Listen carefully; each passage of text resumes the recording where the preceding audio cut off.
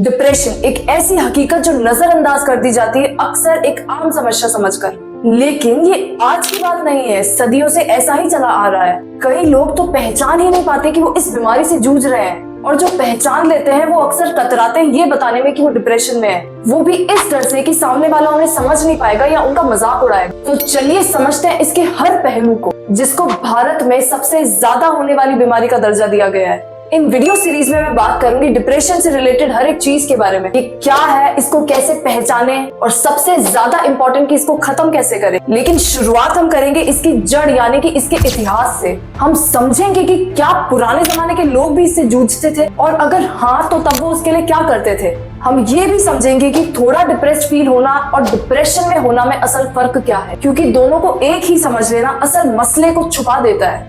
Depression शब्द की history काफी पुरानी और इवॉल्विंग है। ये शब्द लैटिन वर्ड डेप्रीमियर से आया है, जिसका मतलब होता है प्रेस डाउन करना या नीचे दबाना, जिसको लोअर स्पिरिट भी कहा जाता था, जिसका मतलब है दुखी आत्मा। अगर दुनिया भर की बात करें कि डिप्रेशन कैसे समझा गया और इसके लिए क्या किया जाता था, तो ये पाया जाता है कि प्राचीन मेसोपोटामिया और इजिप्ट के अंदर इसे स्पिरिचुअल या सुपरनैचुरल फोर्सेस से जोड़ा गया, और इसे ठीक करने के लिए एक्सोर्सिज्म यानी भूत प्रेत निकालने के तरीके अपनाए गए, और प्रेयर्स का भी सहारा लिया जाता था। ग्रीस की बात करें तो ये एक ऐसा देश है जिसने फॉर्मल स्ट्रक्चर एजुकेशन को आगे बढ़ाया, और वहीं पर एक फेमस ग्रीक फिजिशियन थे हिप्पोक्रेट्स।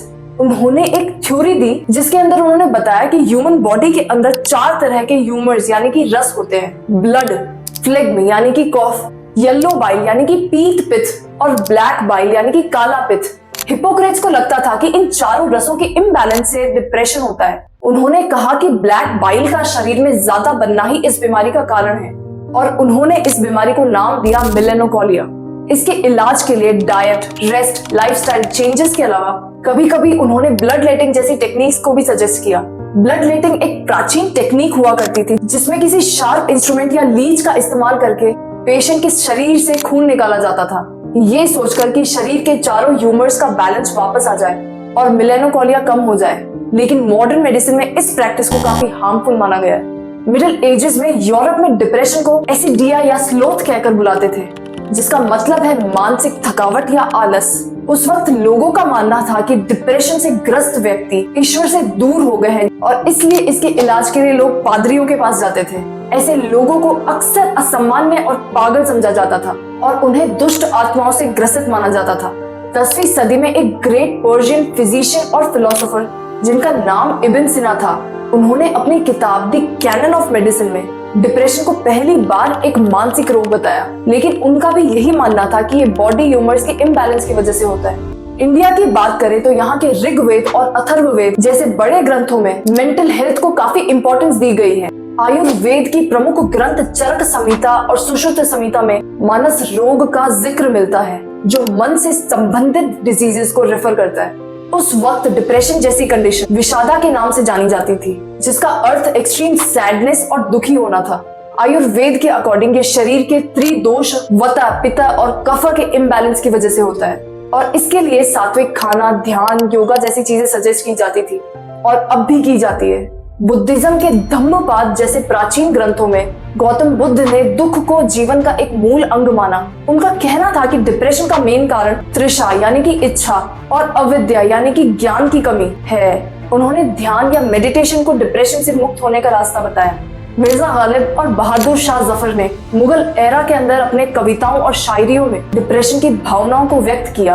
हिस्ट्री के अनुसार यूनानी मेडिसिन ने मुगल एरा के अंदर डिप्रेशन को ठीक करने के लिए एक इम्पोर्टेंट भूमिका निभाई हर्बल मेडिसिन के थ्रू। भारत के रूरल एरियाज के बारे में बात करें तो जब कोई व्यक्ति डिप्रेशन वाले सिम्टम्स जैसे एक्सट्रीम सैडनेस, विड्रॉ होना या सेल्फ हार्म जैसी टेंडेंसी शो करता था, तो अक्सर इसे भूत प्रेत का असर माना जाता था, और कई सारे एरियाज में तो अब भी यही मान्यता है। और जिसके उपचार के लिए ओझा या तांत्रिक की मदद ली जाती है, वो उस व्यक्ति को भूत प्रेत से मुक्ति दिलाने के लिए रिचुअल्स करते हैं, जैसे मंत्र उच्चारण, भूत उतारना या हवन पूजन।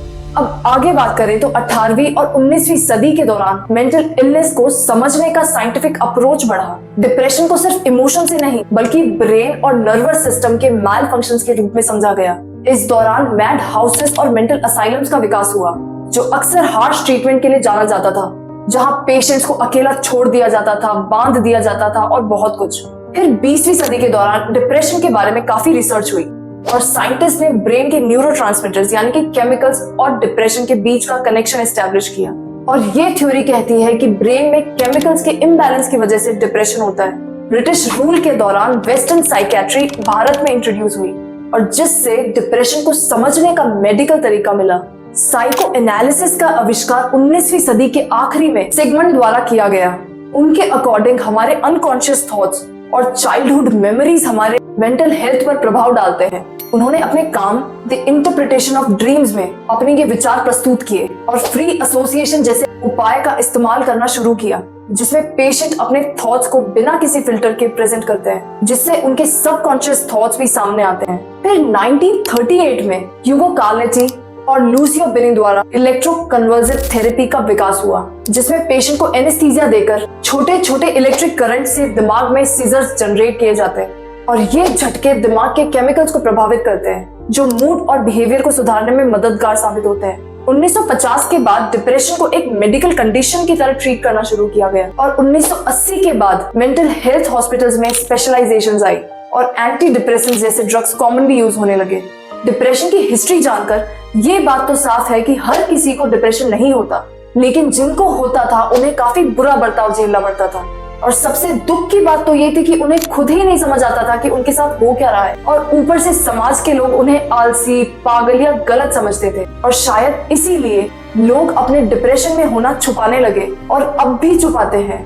मेरा मानना है कि किसी भी चीज की अगर हम डिटेल अच्छे से समझ लें तो बहुत आसान हो जाता है उसको क्योर करना। ये डिप्रेशन सीरीज उन सभी लोगों के लिए है जो अकेले इस अंधेरे से लड़ रहे हैं या अपने आसपास वाले को इस हाल में देख रहे हैं। ये एक जज्बाती मुद्दा नहीं, ये एक ऐसी समस्या है जो हम सबको समझनी है ताकि इसको सुलझा पाए और ये जान ले कि इस जर्नी में आप अकेले नहीं हो। इन वीडियोस का मकसद यही है कि आपको एक नई रोशनी दिखाना, क्योंकि समझ, सही इंफॉर्मेशन और हमदर्दी के बिना हम इस लड़ाई को नहीं जीत सकते। इसलिए इस वीडियो को ज्यादा से ज्यादा लोगों तक शेयर करें ताकि हर वो इंसान जो डिप्रेशन से जूझ रहा है इससे मदद ले सके। नेक्स्ट एपिसोड में मैं बात करूंगी डिप्रेशन आखिर होता क्या है और इसको पहचाने कैसे, जिसकी लिंक मैंने डिस्क्रिप्शन में डाल दी और यहाँ भी टैप करके आप देख सकते हो। धन्यवाद।